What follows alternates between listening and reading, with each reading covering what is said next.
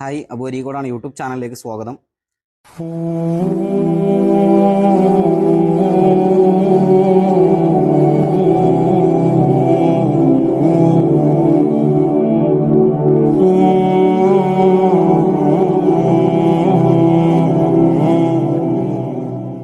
അസ്സലാമു അലൈക്കും. Welcome back to Visal media. ഞാൻ ഫക്രുദ്ദീൻ പന്തവർ. 28 വയസ്സുള്ള അബു അരീക്കോട് എന്ന് പേരുള്ള ഒരു നിയമ വിദ്യാർത്ഥിയുടെ ജീവനൊടുക്കിയൊരു വാർത്ത സോഷ്യൽ മീഡിയയിലൊക്കെ വല്ലാത്തൊരു സങ്കടം നിറഞ്ഞൊരു വാർത്തയാണ്. ഈ മരണത്തിൻ്റെ യഥാർത്ഥ കാരണം എന്താണ്? ഇവർ ജീവനൊടുക്കിയതാണോ? മൊഹൈനുദ്ദീൻ ബാക്കവി എന്ന് പേര് ഉസ്താദ് പറയുന്നത് ഒരിക്കലും ഈ പൊന്നുമോന് ജീവനൊടുക്കില്ല. അങ്ങനെ ജീവനൊടുക്കേണ്ട ഒരു സാഹചര്യമല്ല. അത്രയും ഒരുപാട് പേരുടെ സുഹൃത്തുക്കളായിട്ടും രാഷ്ട്രീയ പാർട്ടി പ്രവർത്തകരുമായിട്ട് ബന്ധമുള്ള ആർജമുള്ള ഈ ചെറുപ്പക്കാരന് മറ്റെന്തോ ആണ് സംഭവിച്ചത്. ഒരിക്കലും ജീവനൊടുക്കിയെന്ന് പറയാൻ പാടില്ല. അത് മറ്റെന്തൊക്കെയോ കള്ളത്തരങ്ങൾ മറച്ചു പിടിക്കാനുള്ള പ്രചരണമാണ് എന്ന് പറയുന്ന ഒരു മൊഹൈനുദ്ദീൻ ബാക്കവിയാണ്. എന്താണ് ശരിക്കും മർക്കസിൻ്റെ നോളജ് സിറ്റിയിലുള്ള ലോ കോളേജിലെ അവസാന വർഷ വിദ്യാർത്ഥിയായ ഒരുപാട് ഉസ്താദുമാരുമായിട്ട് ബന്ധമുള്ള ഉസ്താദുമാരുടെ കൂടെ താമസിക്കുന്ന ഈ ഒരു പൊന്നുമോൻക്ക് സംഭവിച്ചത്? കല്യാണം കഴിഞ്ഞിട്ട് ഒരു വർഷമായിട്ടുള്ളൂ, ഭാര്യയെ കൂട്ടിക്കൊണ്ടുവരാൻ കഴിഞ്ഞിട്ടില്ല. മാതൃഭൂമി വാർത്തയിൽ പറയുന്നത് സാമ്പത്തിക ബുദ്ധിമുട്ട് കാരണമാണ് ആ ചടങ്ങുകളൊന്നും നടക്കാതെ പോയത്. ഈ പൊന്നുമോൻക്ക് എന്താണ് സംഭവിച്ചത്? അപ്പോൾ ഇന്നലെയാണ് താമസിക്കുന്ന ലോഡ്ജ് മുറിയിൽ താമസിക്കുന്ന വാടക വീട്ടിൽ ഈ അബു അരീക്കോട് മരിച്ചതിൽ കണ്ടെത്തിയത്. വെള്ളിയാഴ്ച ആയതുകൊണ്ട് കൂടെ താമസിക്കുന്ന ഉസ്താദുമാരൊക്കെ ലീവിന് വീട്ടിൽ പോയി. പിന്നെ 2 ഉസ്താദുമാർ മാത്രമാണ് ആ റൂമിൽ താമസിക്കുന്നത്.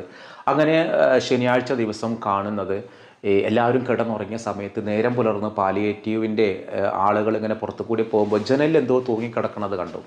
അങ്ങനെ തൂങ്ങിക്കിടക്കുന്നത് കണ്ടപ്പോഴാണ് അതൊരാളാണെന്ന് മനസ്സിലായത്. ഉടൻ തന്നെ വീട്ടുകാരെ വിവരം അറിയിക്കുകയും വന്ന് നോക്കുമ്പോഴാണ് ഈ ഒരു പൊന്നുമോൻ ഇങ്ങനെ തൂങ്ങി നിൽക്കുന്ന ഒരവസ്ഥ കണ്ടത്. അതിന് ശേഷമാണ്, ഇതൊക്കെ മരണശേഷമാണ് റൂമിലുള്ള ആളുകൾ പോലെ ഈ സംഭവം അറിയുന്നത്. അപ്പോൾ ഏറ്റവും അടുത്ത് തലേ ദിവസം CM മക്കാമിൽ വലിയുല്ലാഹിയുടെ മക്കാമിൽ മടവൂര് പോയിട്ട് ദുആ ചെയ്ത ഒരുപാട് ഉസ്താദുമാരുമായിട്ട് ബന്ധമുള്ള, കാന്തപുരം വിഭാഗവുമായിട്ട് വലിയ ബന്ധമുള്ള ഉസ്താദുമാരുടെ കുടുംബത്തിൽ ജനിച്ച കാന്തപുരം ഉസ്താദിൻ്റെ മകൻ ഹക്കീം അസ്ഹരി ഉസ്താദിനോടൊക്കെ വലിയ ഗാഢമായ സൗഹൃദമുള്ള, ഇങ്ങനെ ഒരുപാട് ബന്ധങ്ങളുള്ള നല്ല തൻ്റെ ഇടമുള്ള ഈ യുവാവ് ഇങ്ങനെ ജീവനൊടുക്കാൻ കാരണം എന്താണ്? അങ്ങനെ ജീവനൊടുക്കില്ല എന്നുള്ളതാണ് മൊഹൈനുദ്ദീൻ ബാക്കവി ഉസ്താദ് അടക്കം സോഷ്യൽ മീഡിയയിൽ പങ്കുവച്ചിട്ടുള്ളത്. ഇടതുപക്ഷത്തിന് വേണ്ടി സംസാരിക്കുന്ന ഒരാളാണ്. താൻ വിശ്വസിക്കുന്ന പാർട്ടിക്ക് വേണ്ടി സൈബർ രംഗത്ത് നന്നായിട്ട് പോരാടിയിരുന്ന ഒരാളാണ്. അപ്പോൾ ഇങ്ങനെ ഒരാളുടെ മരണം അങ്ങോട്ട് പെട്ടെന്ന് വിശ്വസിക്കാൻ കഴിയുന്നില്ല. ഓൺലൈൻ ആപ്പുകളിൽ നിന്ന് കാശ് കടം വാങ്ങിയിരുന്നു. അങ്ങനെ ആ കാശ് കടം വാങ്ങിയിട്ട് അവർ ഇവൻ്റെ വ്യാജ വീഡിയോകളും ഫോട്ടോകളും ഇറക്കി, നൈക്കഡായ ഫോട്ടോകൾ, നഗ്നമായ ഫോട്ടോസുകൾ ജനങ്ങൾക്ക് മുന്നിൽ പ്രചരിപ്പിക്കുമെന്ന് പറഞ്ഞ് ഭീഷണിപ്പെടുത്തിയത്രേ. ആ ഭീഷണി ഭയന്നിട്ടാണ് അവ ജീവനൊടുക്കിയെന്നുള്ളതാണ് ഒടുവിൽ ലഭിക്കുന്നൊരു വിവരം. എന്തായാലും അള്ളാഹു അദ്ദേഹത്തിന് മഗ്ഫിറത്ത് കൊടുക്കട്ടെ, മർഹമത്ത് കൊടുക്കട്ടെ, ഖബറിടം അള്ളാഹു സന്തോഷത്തിലാക്കട്ടെ, നമ്മൾ പ്രാർത്ഥിക്കുക. പക്ഷേ ഈ ഒരു മരണത്തിൻ്റെ പേരിലും രാഷ്ട്രീയ നീക്കം അല്ലെങ്കിൽ കാന്തപുരം ഉസ്താദിന്റെ വിരോധം തീർക്കുന്ന ആളുകളുമുണ്ട്. ഒരു ഹുദവി, ഞാൻ ആ ഹുദവിയുടെ പേരൊന്നും പറയുന്നില്ല, ഈ ഒരു മനുഷ്യൻ മരണപ്പെടാൻ കാരണം കമ്മ്യൂണിസത്തിൽ സ്വീകരിച്ചത് കൊണ്ടാണ്. അപ്പോൾ കമ്മ്യൂണിസ്റ്റ് ആയതുകൊണ്ട് ആളുകളൊക്കെ ജീവനൊടുക്കുമോ? എന്തെങ്കിലും ആളുകളോട് വിയോജിപ്പുണ്ടെങ്കിൽ അത് മരണരംഗത്താണോ അത് പ്രകടാക്കുക? അതോടൊപ്പം തന്നെ ഒരു കൊണ്ടോട്ടി അബു മുഷ്താഖ് കണ്ണൂർ എന്നു പേരുള്ള ചില യൂട്യൂബേഴ്സും ഇദ്ദേഹത്തിൻ്റെ മരണം നടന്നപ്പോൾ അവരൊക്കെ പറയുന്നത് വേറെ 2 ഇടത് അനുഭവമുള്ള 2 യൂട്യൂബർമാരുടെ ഇത് അന്വേഷിക്കണം. ഞാൻ ആ യൂട്യൂബർമാരുടെ പേരൊന്നും ഞാൻ പറയുന്നില്ല. അവരൊക്കെ എന്താ പറയുക, ഭീഷണിപ്പെടുത്തിയിട്ട് ഏതൊക്കെ ചില മതകേന്ദ്രങ്ങൾ കൊണ്ടുപോയിട്ട് പണം കടം വാങ്ങിപ്പിച്ചു.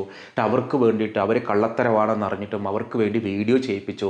അവർ പിന്നെ MDM ഉപയോഗിക്കുന്നവരാണെന്ന് അറിഞ്ഞു. ഇങ്ങനെ അവർ തമ്മിലുള്ള സ്വകാര്യ പ്രശ്നങ്ങളൊക്കെ ഈ ഒരു മരണസമയത്ത് പുറത്തു കൊണ്ടുവന്നിട്ട് ഈ ഒരു മനുഷ്യനെ അബു അരീക്കോട് എന്ന് പേരുള്ള ഒരാളെ വീണ്ടും അപഹാസ്യനാക്കാനാണ് ഇവരൊക്കെ ശ്രമിക്കുന്നത്. ഉദവി എന്ന് ബിരുദമുള്ള ഒരാൾ എന്തിനാണ്? കമ്മ്യൂണിസം ആയതുകൊണ്ടാണ് ഇദ്ദേഹം ആത്മഹത്യ എന്നൊക്കെ പ്രചരിപ്പിക്കുന്നത്. അങ്ങനെയാണെങ്കിൽ ഹുദവിയായ ഒരാൾ യുക്തിവാദികളുടെ മെയിൻ നേതാവായിട്ട് മാറിയിട്ടുണ്ട്. അപ്പോൾ ഹുദവി, നമ്മളൊക്കെ പിരിവിന് പണം കൊടുത്തിട്ട് ആ സ്ഥാപനത്തിലെ മക്കൾ ഭക്ഷണം കഴിക്കണത്, അതൊക്കെ കഴിച്ചിട്ടാണ് ആ ഹുദവി എന്തായിട്ട് മാറിയത്?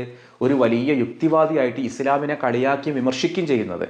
അപ്പോൾ ഒരു കമ്മ്യൂണിസ്റ്റുകാരനായതുകൊണ്ടാണോ അദ്ദേഹം മരണപ്പെട്ടത്? ഓൺലൈൻ ആപ്പുകൾ, കടം കൊടുക്കുന്ന ആപ്പുകളുണ്ട്. ആ ആപ്പിൻ്റെ കെണിയിൽപ്പെട്ടിട്ട് എത്രയോ ആളുകൾ മരണപ്പെട്ടിട്ടുണ്ട്. ഇപ്പോൾ നമ്മുടെ വീഡിയോ കാണുന്ന ആർക്കെങ്കിലുമൊക്കെ ഈ അബു അരീക്കോടിനെ നേരിട്ട് അറിയുന്ന ആളുകളുണ്ടോ? ഇതിലും പ്രഭാഷണങ്ങൾ കണ്ടിട്ടുണ്ടോ? ഞാൻ സത്യം പറഞ്ഞാൽ മരണപ്പെട്ടപ്പോഴാണ് അബു അരീക്കോട് എന്നുള്ള പേരിനെ ഞാൻ കേട്ടത്. ഞാൻ കേട്ടിട്ട് ഇങ്ങനെ എല്ലാവരും സോഷ്യൽ മീഡിയയിൽ അബു അരീക്കോടിൻ്റെ മരണം വിശ്വസിക്കാൻ പറ്റുന്നില്ല, മർക്കസ് ലോ കോളേജിലെ വിദ്യാർത്ഥിയായിരുന്നു, അതും അവസാന വർഷ വിദ്യാർത്ഥിയാണ്, ഉസ്താദുമാരുമായിട്ടൊക്കെ ഒരുപാട് ബന്ധമുള്ള ആളാണ്, എപ്പോഴും ഉസ്താദുമാരോട് ദുആ ചെയ്യാനും പറയലുണ്ട്, ഇങ്ങനെ കുടുംബക്കാരൊക്കെ ഉസ്താദുമാർ. ഇതൊക്കെ കേട്ടപ്പോൾ ആരോടോ അബു അരീക്കോട് ഇത്രയും ഫേമസ് ആണോ, ഞാൻ അറിഞ്ഞില്ലല്ലോ. നോക്കുമ്പോൾ അദ്ദേഹത്തിൻ്റെ പ്രഭാഷണങ്ങളൊക്കെ ഞാൻ കേട്ടു. പക്ഷേ ഈ മനുഷ്യൻ്റെ ഒരു മരണം എന്നെ ഞെട്ടിച്ചു കളഞ്ഞത്, ഇത്രയും ബന്ധങ്ങളുള്ള, ഇത്രയും ആർജവമുള്ള, സമര പോരാട്ട വീര്യമുള്ള ഒരു ചെറുപ്പക്കാരൻ പോലും എങ്ങനെ ഇത്തരം ഒരു കെണിയിൽ വന്ന് വീണു. താമസിക്കുന്നത് ഉസ്താദുമാരുടെ കൂടെ, എല്ലാ വിധത്തിലും മതപരമായ ആചാരങ്ങൾ പിന്തുടരുന്ന ഒരാൾ, മതപരമായ കേന്ദ്രങ്ങളിലേക്ക് ദുആ ചെയ്യാനും മഖാമുകളിലേക്കൊക്കെ പോകുന്ന ഒരാൾ. പക്ഷേ എവിടെയോ മനസ്സിൻ്റെ കാര്യം അങ്ങനെയാണ്. മനസ്സ് നമ്മൾ വിചാരിക്കണ പോലൊന്നുമല്ല. ഈ മനുഷ്യൻ്റെ കല്യാണം ഒരു വർഷം മുമ്പാണ് കഴിഞ്ഞത്. നിക്കാഹ് കഴിഞ്ഞു. പട്ടാമ്പിയിലുള്ള ഒരു പെൺകുട്ടിയുമായിട്ട് ഫേസ്ബുക്കിൽ ഒരു സന്തോഷത്തോടെ പോസ്റ്റ് ഇട്ടിരുന്നതിന് എൻ്റെ വിഷമങ്ങൾ പങ്കിടാൻ എൻ്റെ പ്രിയപ്പെട്ട ഒരു നല്ല പാതി കൂടെയുണ്ട്. പക്ഷേ അവരെ വിവാഹം കഴിഞ്ഞെങ്കിലും ഒരു കല്യാണമൊക്കെ ആയിട്ടൊരു ചടങ്ങ് നടക്കുമല്ലോ, ആ ചടങ്ങായിട്ട് വീട്ടിലേക്ക് കൊണ്ടുവരാനൊന്നും സാമ്പത്തിക പ്രതിസന്ധി മൂലം ഇവന് കഴിഞ്ഞിരുന്നില്ല. അപ്പോൾ ഇവന് LLB കഴിഞ്ഞ് നല്ലൊരു കരിയർ സ്വപ്നം കണ്ട് ഒരുപാട് പ്രതീക്ഷകളുമായി നിന്നാണ്. പക്ഷേ ഈ ഒരു ഓൺലൈൻ ആപ്പുകളിൽ നിന്ന് പണം കടമെടുത്ത പ്രശ്നം, നമ്മൾ എന്ത് സാഹചര്യം വന്നാലും മൊബൈൽ ഒരു ക്ലിക്ക് ചെയ്ത് കഴിഞ്ഞാൽ നമ്മുടെ ഒരു ഏതെങ്കിലും ഒരു വോട്ടർ ഐഡിയോ ചെറിയ ഡോക്യുമെൻറ്റോ ആധാറോ കൊടുത്തു കഴിഞ്ഞാൽ നമുക്ക് ആവശ്യമുള്ള 50,000 രൂപ 1,00,000 രൂപ വരെയും പണം കടം തരുന്ന ആപ്പുകളുണ്ട്. ഈ ആപ്പുകൾ വലിയൊരു കെണിയാണ്. ഈ ആപ്പിലുള്ള ആളുകൾ പ്രവർത്തിക്കുന്നത് ഇന്ത്യയിലെ അല്ല. ഇത് കംബോഡിയ പോലെയുള്ള മറ്റു ഏഷ്യൻ രാഷ്ട്രങ്ങളിൽ ഇവിടെ നിന്ന് ജോലി തേടി പോകുന്ന ആളുകൾ ഉപയോഗപ്പെടുത്തിയിട്ട് ഭീഷണിപ്പെടുത്തിയിട്ടോ വലിയ ഓഫർ നൽകിയിട്ടോ തട്ടിപ്പിരിയാക്കിയിട്ട് അവരെ കൊണ്ടാണ് ഈ മൊബൈൽ ആപ്പ് പ്രവർത്തിക്കുന്നത്. ഇത് ഇന്ത്യയിൽ തന്നെ അല്ലാത്തത് കൊണ്ട് ഇതിനെതിരെ ഒന്നും ചെയ്യാൻ പറ്റില്ല. അവിടെ നിന്ന് കാശ് കടം വാങ്ങിയിട്ട് ആ കാശ് തിരിച്ചതിന് ലോണൊന്നും അടക്കാൻ കഴിയാഞ്ഞപ്പോൾ അവർ ചെയ്യുന്ന, നമ്മൾ ഈ ലോണിൽ രജിസ്റ്റർ ചെയ്യുമ്പോൾ നമ്മുടെ ഫോണിലുള്ള മുഴുവൻ കോൺടാക്റ്റും അവർക്ക് കിട്ടും, അതിലുള്ള ഫോട്ടോസുകളും അവർക്ക് കിട്ടും. എന്നിട്ട് നമ്മളവിടെ നോക്കും, ഇയാൾ മാന്യനാണോ, ഇയാൾക്ക് യാതൊരുവിധ ഗ്യാരണ്ടിയും ഇല്ലാതെ കാശ് കടം കൊടുക്കാം. ഈ ഫേസ്ബുക്ക് നോക്കിക്കഴിഞ്ഞാൽ ഓൻ്റെ ഒരു പ്രൊഫൈൽ കിട്ടുമല്ലോ. അപ്പോൾ ആൾ നല്ല ആൾക്കാരോട് ഇടപഴകാൻ കഴിയുന്ന, നല്ലൊരു സമൂഹത്തിലൊക്കെ ഒരു മാന്യതയുള്ള ഒരാളാണെങ്കിൽ അങ്ങോട്ട് കാശ് വാരിക്കോരി കൊടുക്കും. അങ്ങനെ കൊടുത്തതാണ് ഇവൻക്ക്. പിന്നീട് കാശ് അടവ് മുട്ടിക്കഴിഞ്ഞാൽ, അല്ലെങ്കിൽ അടവ് കൊടുക്കാൻ പറ്റാതായി കഴിഞ്ഞാൽ ഇവനും വേറെ പെണ്ണുങ്ങളെയൊക്കെ വെച്ചിട്ട്, ഇവൻ്റെ പ്രൊഫൈലുള്ള പെണ്ണുങ്ങളെ വെച്ചിട്ട് ഇവന് നഗ്ന വീഡിയോകൾ ഉണ്ടാക്കിയിട്ട് മറ്റുള്ള എല്ലാ സുഹൃത്തുക്കളും ഇവർ അയച്ചു കൊടുക്കും. അപ്പോൾ അത് അയച്ചു കൊടുക്കുമെന്ന് പറഞ്ഞ് ഭീഷണിപ്പെടുത്തി കഴിഞ്ഞാൽ നാട്ടിൽ മാനം പോകില്ല. ഇത് കണ്ടാൽ ഒറിജിനലാണെന്ന് തോന്നും. അങ്ങനെ ഒറിജിനലായിട്ട് തോന്നിയിട്ട് അപ്പോൾ പിന്നെ ഒരു മാർഗ്ഗമുള്ളത് എന്താണ്? ജീവനൊടുക്കാനാണ്. ഇത് ശരിക്കും നിരോധിക്കണം. ഒരു വീഡിയോ കാണുന്ന ആളുകൾ, നിങ്ങൾ എന്ത് സാമ്പത്തിക ബുദ്ധിമുട്ടുണ്ടെങ്കിലും ഈ മൊബൈൽ ആപ്പ് വഴി ലോൺ എടുക്കരുത്. അതൊരു ജാഗ്രതയായിട്ട് നമ്മൾ കൈക്കൊള്ളുക. ഈ അബു അരീക്കോട് എന്ന് പറയുന്ന ചെറുപ്പക്കാരൻ നല്ല ആർജവമുള്ള ഒരാളാണ്, ഒരുപാട് പേരെ സമരരംഗത്തേക്ക് കൊണ്ടുവന്ന ഒരാളാണ്. പക്ഷേ സ്വന്തം ജീവിതത്തിൽ ആ പ്രതിജ്ഞയോ ആ ഒരു കരുത്തോ ഫലവത്തായില്ല. കാരണം മനസ്സൊരു നിമിഷം കൈവിട്ടു പോകുമ്പോൾ ചെയ്യുന്നൊരു തീരുമാനം. അള്ളാഹു ആ കുടുംബത്തിന് ക്ഷമ നൽകട്ടെ. ഞാൻ ആ ഒരു ഭാര്യയെക്കുറിച്ച് ആലോചിക്കാം.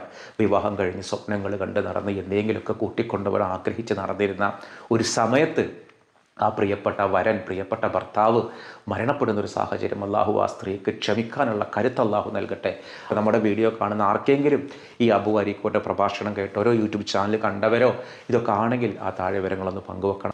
അപ്പോൾ ഇൻഷാ അല്ലാഹ് നമ്മൾ ഇന്നലെ ചോദ്യം ചോദിച്ചിരുന്നു, ഒരു സ്വഹാബയുടെ അടയാളങ്ങൾ പറഞ്ഞിട്ട് ഏതാണ് ആ സ്വഹാബിയാണ് ചോദിച്ചത്. അത് ബിലാൽ റളിയല്ലാഹു അൻഹു ആണ്. ശരിയുത്തരം നമ്മൾ ഇന്ന് ചോദിക്കുന്നൊരു ചോദ്യം ഞാനൊരു വീഡിയോ കാണിച്ചു തരാം. അതിമനോഹരമായൊരു പള്ളി. ഈ പള്ളിയുള്ളത് ശ്രീനഗറിലാണ്, അതായത് ജമ്മു കാശ്മീരിലാണ്. ഈ ഒരു പള്ളിക്ക് ഒരുപാട് പ്രത്യേകതകളുണ്ട്. 17-ാം നൂറ്റാണ്ടിൽ നിർമ്മിച്ചൊരു പള്ളിയാണ്. പിന്നെ ഈ പള്ളി മുഗൾ ശൈലിയിലും അതോടൊപ്പം കാശ്മീരി ശൈലിയിലുമാണ് ഈ പള്ളിയുടെ നിർമ്മാണം. അതിമനോഹരമായ കളറുകളാണ്. കണ്ടാൽ നമുക്ക് അവിടെ നിന്ന് പിന്നീട് എഴുന്നേറ്റ് വരാൻ തോന്നില്ല. ഈ പള്ളി ഒരു ടൂറിസ്റ്റ് കേന്ദ്രം കൂടിയാണ്. ഏത് മതസ്ഥനിക്കും അവിടെ വന്ന് കയറാം. ഈ പള്ളിയിൽ അമൂല്യമായ ഒരു വസ്തു സൂക്ഷിപ്പുണ്ട്. ഈ പള്ളിയുടെ പേര് ഹസ്രത്ത് ബാൽ മസ്ജിദ് എന്നുള്ളതാണ്. ഈ പള്ളിയിൽ അപൂർവമായ ഒരു വസ്തു സൂക്ഷിപ്പുണ്ട്. എന്താണ് അപൂർവമായ വസ്തു? അതാണ് എൻ്റെ ഇന്നത്തെ ചോദ്യം. ഞാൻ 2 കാര്യങ്ങൾ പറയാം. ഒന്ന്, ഹബീബായ തിരുനബിയുടെ വസ്ത്രങ്ങൾ. 2, ഹബീബായ തിരുനബിയുടെ തിരുകേശം. ഇതിലേതാണ് ശരിയെങ്കിൽ ആ ഉത്തരവാണ് നിങ്ങൾ കമൻറ്റ് ചെയ്യേണ്ടത്. മറ്റൊരു ദിവസം മറ്റൊരു വീഡിയോയുമായി വീണ്ടും കാണാം. അസ്സലാമു അലൈക്കും.